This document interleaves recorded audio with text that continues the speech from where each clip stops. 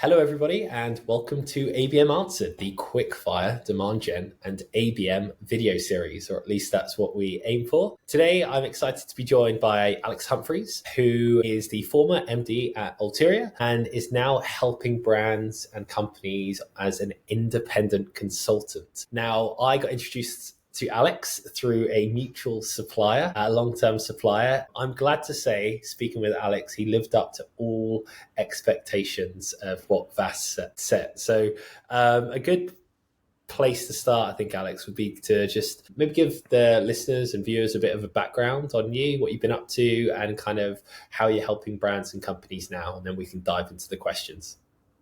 Absolutely, yeah. Well, thank you, Sam. Great to be here. So like you've already pointed out, I co-founded and was co-running a company, Ulterior, which is what we refer to as an ABM marketing partner. Essentially, events, be it virtual or dinners, just helping organizations, reach their target market and connect with the accounts on their wish lists. And prior to that, spent several years working for companies, setting up summits, working more on the kind of product side, so more the attendees, the programs, the content. And then, of course, once starting your own company, you have to put lots of new hats on. So I've kind of done a bit of everything now. And I've very much enjoyed getting involved in, I suppose, what would be considered as outside the usual remit of an event company, working quite closely with some amazing companies, helping them with all manner of different things, kind of a holistic approach to making sure events get them the best results possible. So. For sure, and events are a huge part of ABM and marketing in general. I still think it's the biggest driver, and I know from like the intricacies of what you've done in the past and what you do now, how you get that to work like clockwork is, well, it's beyond me. I've never really seen anything like it. But before that, we'll dive into that in a bit. To run you, Alex, through the rules and the viewers through the rules, you will be given 4 questions to respond to, all about account-based marketing and demand gen. The questions have come from or have been adapted based on the challenges we collected at Mixed Reality Rooms, where over 1,000 marketers have gone through and stated what their biggest headaches are with ABM. And in more recent episodes, we've started to include previous guests' questions as well. So let me pull up question 1. Alex, are you ready? Yep, shoot. Cool. So challenge 1 was breaking through the noise. So predominantly with a top of funnel focus. So my question to you would be, let's use it as an outreach, but like, how do you create outreach strategies to stand out, particularly amongst senior stakeholders, and encourage them to really engage with you beyond like a surface level response? Okay, so senior stakeholder engagement, I'd say, first of all, always try and be doing something unique. Look for the angle, then try to approach that angle with excitement and enthusiasm. So I think there often is an angle. It doesn't have to be serendipitous anomaly. It can be just, this individual perhaps used to work for one of your new customers. They used to work at that organization.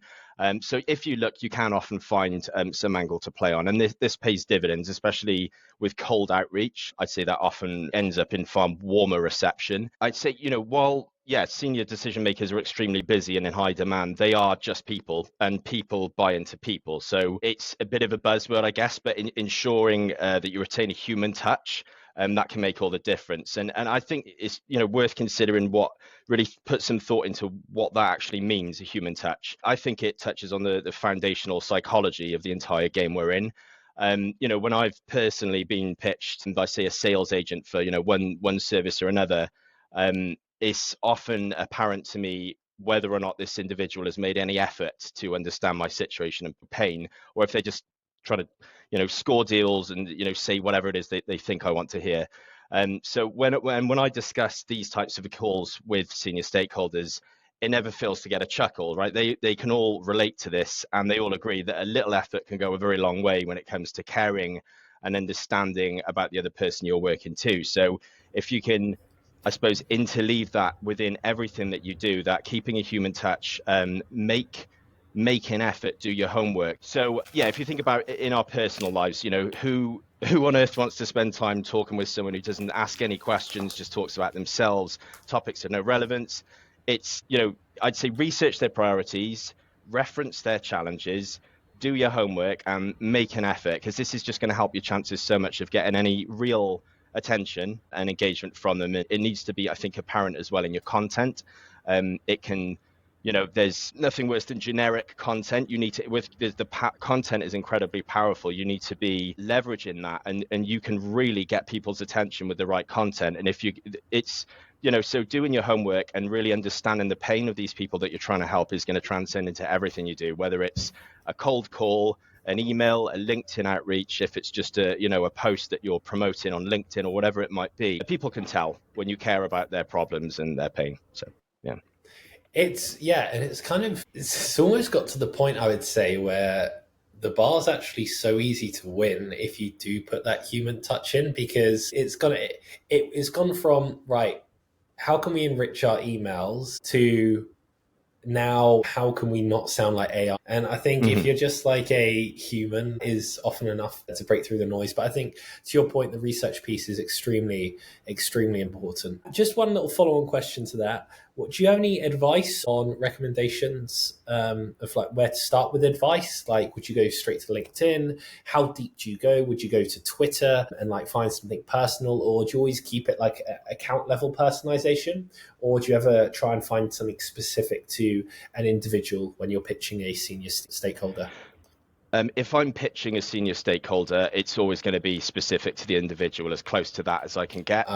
Okay. So thinking about, it's so, it's easy to say these things, but of course, if you're developing a large scale ABM program, there needs to be, what's the scope for scaling this, right? You can't expect that there's going to be that amount of time for every single individual at every organization. But I suppose that's where you need to get the balance right. You need to find out ways to quickly and efficiently capture you need to be able to quickly and efficiently give the impression that you've made an effort and that you do care and you've done your homework without having to spend hours before every action that you do. Particularly if you're running a team of people who are going to be replicating some sort of workflow or process, it's about getting that right. So, but just it takes minimal. It doesn't take too much effort to be able to do this effectively. It's why I've heard salespeople make really good ABM marketers, because they understand this. I think there's strengths and weaknesses to both the sales and marketing, and ABM, when done right, it kind of brings that all together beautifully, unifies it. And I think that's why these really, really large, difficult deals to land are, thanks to ABM, they're going through for some companies, is because of this. It's that holistic, the right amount of touch points, building a real momentum with an account, and some great conversations that are complementing each other within the target organization. And it just is so much easier to push things through. Everyone knows what it's like when you've had a great event, great follow-up pitch, whatever it might be, and then it just goes cold. And like, why does that keep happening? It's going to be the more that you perfect this art of building momentum in that organization that you're targeting, the less that's going to tend to happen, because it just gets pushed through. There are so many potential stakeholders on the other side that might get in the way of that. So it's just great to have them all warmed up, nice and ready for when you try to close it. For sure. See, it's not too bad, is it? That's the solid answer for question one. Question two, maximizing event impact. So more honing in on, well, you spoke about it in kind of the intro there, like the in-person events, the webinars that you've done, workshops. Yeah. So the question, I guess, would be, how can events or workshops be structured to maximize, the likelihood of keeping that the post-event conversation going? I know a big challenge is they'll run a webinar, or they'll, as you said, meet an event, and it will kind of just drop off. So yeah, what are your kind of best practices around? I'd say it's a similar way of approaching it to what I did with question one. It's something to bear in mind when you're structuring it. So you can look at structuring, or should we have our presentation at the start of the dinner or the end of the dinner? I think when it comes to answering all of those questions, you need to keep in mind the why. What are you doing here? You're trying to prioritize engagement and value for your attendees is key, in my experience. So if you ensure there's always an interactive element, as senior stakeholders can often get great value from conversing with their peers, and they will appreciate your efforts in organizing it. But you need to get that balance right between your presentations, and because of course you need to get your message across, whether it's a bit of a salesy pitch. That can work sometimes. It's not like it never works, but if you overdo it, you're going to harm the experience and impact the results. I'm obviously not going to name any examples, but I've been involved in organizing events where the agenda changed very last minute because multiple new stakeholders got involved. The agenda changed from what had been sold to all attendees as a very thought leadership, peer-to-peer discussion. Everyone was all bought in. No one had any issue with hearing a few, presentations. That's all fine. But the agenda changed to be so sales heavy that before halfway through, people used the tea break as a chance to escape, and they all left. And then there's a reason why that happened, partly because they've been lied to. So I think visibility with people is really important. The way that you communicate it. If you're a third party vendor, an event organizer, it's important that you share with everyone full visibility. Everyone knows there's no such thing as a free dinner. It's okay that there's sponsorship there. I think it's more how all of that is handled. People don't have a problem hearing a pitch or a presentation in the right context. It can work very well. In fact, if you don't deliver enough on that front, people will feel shortchanged there too. I had great discussions, but I was hoping to learn a bit more about this great company that put all of this together. So you've got to get that experience right, I'd say. And if you host a roundtable discussion and all parties are able to get some tangible takeaways, fresh insights, validate their ideas, realize that I'm not alone in my struggles, generally enjoy themselves. This reflects really well on the organizer and the sponsor in particular as well, and the follow-up conversation tends to flow. So, going back to what I just said, if they're immersed in interactive discussion, they are far more open to your views as a company and insights. So if you've got a subject matter expert or evangelist present in that discussion, they're going to get listened to. When blended well, it can make a really powerful impression. The kind of mixture of interactive discussion and presentation. Yeah. Wow. Yeah.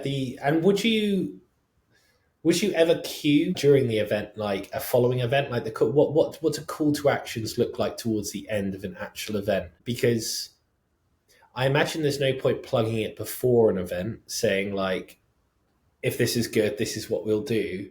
But every good event has some form of like call to action. What is typically a call to action?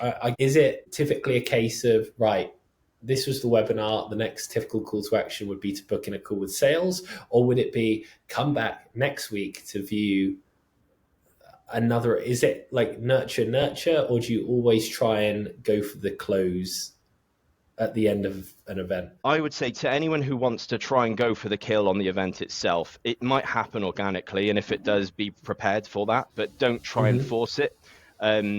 It's perceived how you fear it might be perceived.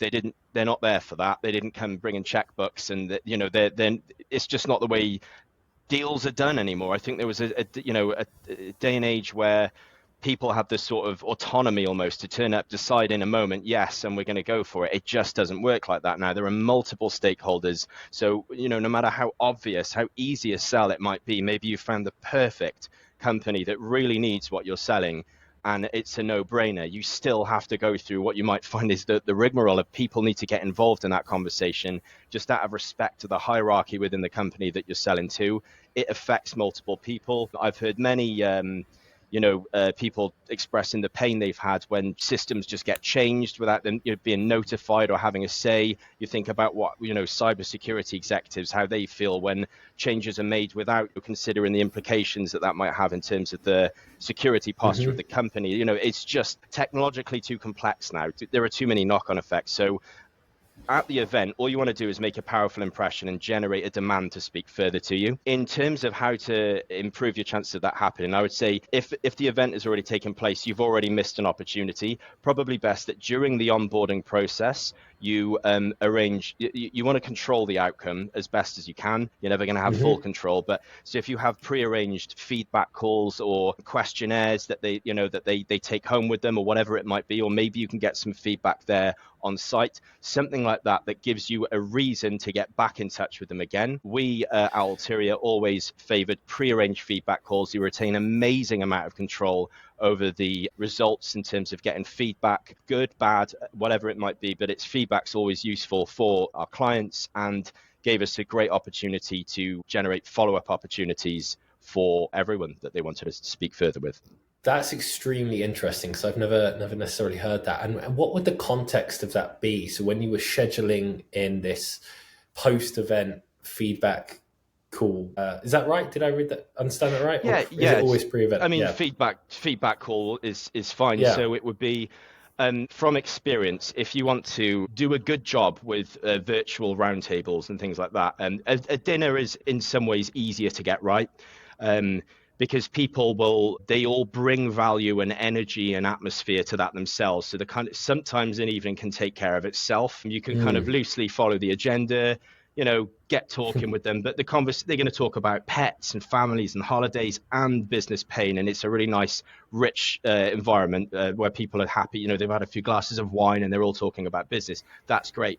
You've lost a lot of those advantages with a virtual roundtable. It could be, if you don't do it well, very boring waste of time, right? So the trick is to get people who share pain, right? So this is something that it's kind of a hard truth to sponsors. So when it comes to virtual roundtables, people who join are not joining to hear what you have to say. They're not joining because you're sponsoring it. They're joining because they want to hear what their peers have to say. If you can yeah. accept that and get past that, what you realize is during the discussion, they're going to develop an interest in what you have to say, and then we'll leverage that right after with the feedback call. So that's how you can, that's where people change their mind. You can get people who realize maybe they're quite close-minded to AI, for example. Oh no, this AI, everyone's gone crazy with AI. We're good for now, but they might realize during a call collectively that the pain of staying still outweighs the pain of change, and then suddenly it just changes everything because they get those pivotal moments. And so you can create that with roundtables. And in terms of generating follow-up, I would say just make sure that you create touch points ahead of time, because once they've attended, they're back to reality and they're busy again. So you've got to make sure you've got those scheduled in. This is gold. Okay, so that's a few golden nuggets in there. We're already going to have a few good short clips here, Alex. Let's smash the last two questions. So the last two, next question came in from Katia at Ustella, and she asked, "What is your practical advice to get leadership to buy in to your ABM campaigns?" So this is before any execution, I guess, has taken place. Or yeah, I'm going to let you take that however you want to take it. Yeah. So this answer is I've spent many years listening to senior ABM marketers talk about these types of questions before. So this is kind of amalgamation of everything that I've heard. But Love some of that. the things that really resonated with me, I think if you need to map out your ABM outcomes to C-suite priorities, you need the buy-in at the top, particularly if you're looking at making some large change in the organization, creating new departments, etc. So things like revenue acceleration, focus on high-value deals always gets the attention, and the whales, whatever it might be that the company really would like to close. ABM, we all know ABM is a very good way to get there, but they won't necessarily know that. So make sure that that's conveyed, I say, in the pitch. Benchmarking is very useful. So, a lot of companies have adopted ABM marketing and had amazing results. So it's worth engaging with other marketing leaders, potentially leveraging their success stories to inspire change within your own organization. That can work really well. You can literally bring real life stories and large deal examples that came off the back of similar programs that maybe even their competitors have been running. So maybe we're missing a trick here type story. I think very critically, you got to get sales leadership involved from day one. So show them, if they don't already buy into, if they're not already bought in, show them how ABM is going to help them close bigger deals and faster. And you can again use the success stories here to get sales on board. And I'd say maybe in order to keep naysayers at bay, you can target, say, a small set of high value accounts, 5 or 10, in a strategic industry, and then run maybe 6-month campaign or something like that with clear KPIs just to demonstrate the ABM's potential. That while I'd say like AI is key when scaling ABM programs, you shouldn't need to spend a fortune on a load of tools. You've got some great companies out there, but you don't need to go down that path just to get a big enough sample size of success to sell that story internally. Awesome. So buy-in from you need it from the top anyway, but you need sales on board to convince them that it's Yeah. going to be one full account based go-to-market motion. Piloting small, ignoring any friction, i.e., the people that don't believe in it, and then once you've got kind of social proof that that works, taking that to the rest of the organization and above to be like, hey, this is what ABM did for these set accounts. If we were to roll this out, the organization as a whole is going to make much more money, and you as a sales naysayer is going to make so much more commission because you're going to close Yeah. more deals. So the final question Yeah. is from Janelle Amos, Okay. and she Elevate Growth, and she asked, what are the top 3 things that you would prioritize today if you were building a marketing strategy from scratch? Okay. Top 3. Okay, so first is definitely the first thing, in my opinion, to get right is the alignment. So since sales and marketing alignment is so important, I'd want to build on a foundation of alignment. Bring right from the get-go, bring sales stakeholders into the mix, and because you can have the best strategy, it looks beautiful on paper, but it's in the execution you're going to see results. I've myself personally had just these amazing processes written out. At least maybe I'm biased, but this is going to be great. As soon as you've got people who are not particularly interested in properly engaging in that process, it doesn't work. So it's kind of irrelevant how good your ideas might be. So get the sales on board nice and early.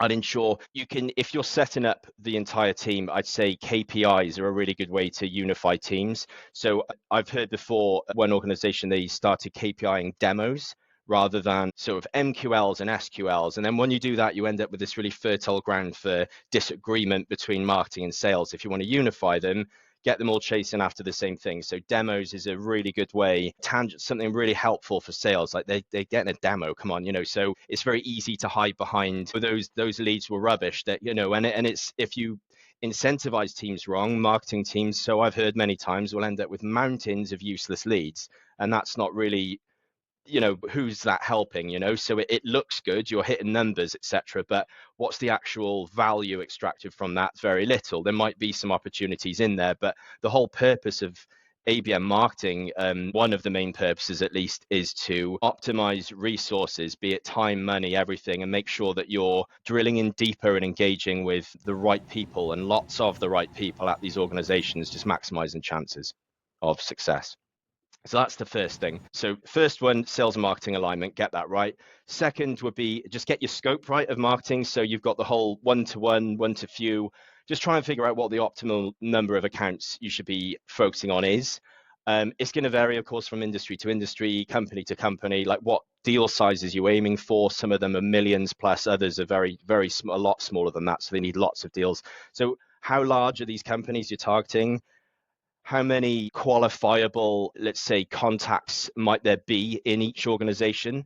And I've heard of companies, they will keep going until they have over 100 points of contact within an organization they're trying to sell to, which sounds insane. But when you look at the size of these organizations and the size of the deals they're trying to push through, it starts to make more sense. So seniority is another really good one. What level of seniority? Everyone loves engaging C levels, that sounds wonderful. But the problem that again, some of my previous customers have had is when I've asked them why are you targeting a CIO for this, and they'll explain, okay, fine, but we'll discover together, perhaps through some events, the pain is actually lower down. The C level's too far removed from this challenge, so maybe it's a department head that you need, and maybe there's someone who literally lives and breathes this, and they're going to be helped so much by your solution. That's the person that you want to be targeting, because they're going to champion your solution, and they're going to want to, they stand to gain most from making this happen. So that's your way in. These side doors and back doors into organizations. It doesn't always have to go straight to the CEO. So then thirdly, event strategy, already touched on it. I'd say, events are an amazing way to generate leads and drive revenue, but loads of ways you can go wrong. Sometimes people say things like, oh, we prefer physical to virtual. I mean, why are they're all part of an event strategy. I think there are benefits to each. So focusing on thought leadership, creating valuable experiences for attendees. I'd say conversations and relationships are key from events. So make sure you've got to make sure you have the muscle to support follow-up. I mean, sales muscle largely here. The one, it's like a horror story. One of the events, I'm not going to name the company here, of course, but Sorry. one of the events I've hosted before, during one of the follow-up sort of feedback calls, sorry, that I had afterwards, I was speaking with the CEO of a company, not a small company, who basically said in so many words, I'm going to go ahead with this. I loved what I heard. I've had my eye on this company for a while. And then several months later, I heard that no one followed up with them and they'd gone with someone else. That's just literally flushing millions and millions in revenue down the drain. That happens regularly. And that's because, again, as marketers, you can do everything right, and you can have the strategy, but if you don't have the buy-in from sales, they're not going to be there to support you on the other side of these events, because that is really where it becomes more of a sales operation, right? That's where they're picking up these amazing opportunities that you've made for them in theory. Yeah, I've heard so many opportunities squandered because of whatever it might be, misalignment or just lack of resource to even see them through. Yeah, so communication needs to be on point as well, and maybe not too many people involved in the decision making with events. Keep it clean, keep it simple, keep the communication good, make sure sales are there ready. I feel like you've answered about 6 questions in one there. That was incredible. Yeah, no. I agree with all of that, Alex. Right, we are at time, but the one thing I will ask you just before we leave is, do you have a question for me to ask our next guest, or can come up Yes, I with one? do. Yeah, Hit me yeah, I with came it. up with one. So my question would be, if you could speak to your former self when you were at the start of this, at least this leg of your career, what advice would you now have for yourself, your previous self? One piece of Previous advice. self. Don't go into Yeah. marketing. Or don't go into sales. No. Yeah, no, Don't I do think it. it's a solid. Just don't do it. Yeah. I know what I would say to that question, and that would probably be go get a proper job and go work at a corporate. No, I wouldn't. I think that's great for stability, but I would definitely be too bored there. And there's it works both ways though. It's like part of when I was starting. I know this question's for the next guest, and they'll have a much more detailed answer than me. But part of when I was starting was I didn't want to chase the money or go after and get that high paying job, because the more money I got paid there, and like the more it would like tempt me from not Yeah. going down this path. And likewise, this way you've got more freedom, I guess, or like you can see the Yeah. opportunity better. But anyway, I'll ask away. It's a great question, Alex. Thanks so much for joining us.